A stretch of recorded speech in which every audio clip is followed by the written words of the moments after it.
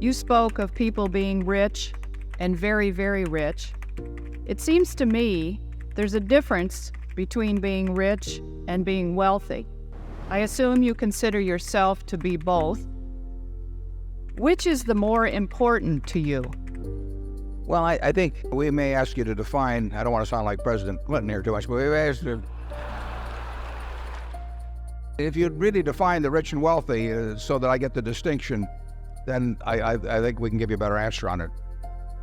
Well, in my mind, being rich is having an awful lot of money. Mm-hmm. Being very, very rich is having even more. And being wealthy doesn't necessarily equate to having a lot of money. Well, what does it equate to then? I just want I think I know what you mean, but I still want you to clear it up before I give you an answer on it. Well, this, of course, is my opinion. I mean, you could be wealthy in health, for example, and I agree with you that certainly there'd be nothing you'd value more than good health for you yourself and your family. But you go ahead. Well, I believe you're starting to get it. Mm-hmm. Have patience. No, there's no question about it. I mean, the money makes very little difference after a moderate level. I tell this to college students that I talk to. I mean, they are basically living about the same life I'm living.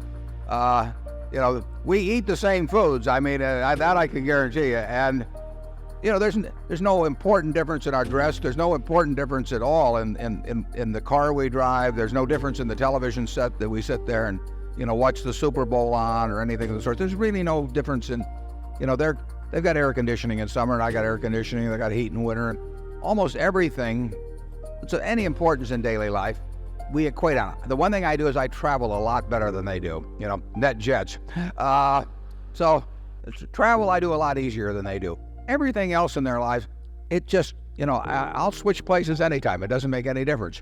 Then you get down to the things of health and who loves you. I mean, that's, if you have a minimum level of, you want to have enough, but everybody in this room has that, and yet some of the people, by the definition that you've given, are obviously much more wealthy than others, and it's not measured by their net worth if you define it that way. And I don't disagree with that definition. I might not use the term wealth in describing it, but I'd certainly maybe call it well-being or something of the sort.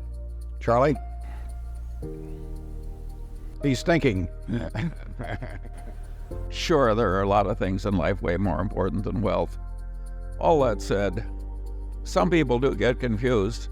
I play golf with a man, he says, "What good is health? You can't buy money with it." Did I ever tell you about Charlie's twin brother that he golfs a lot with? No, I'll take health anytime, incidentally. Yeah.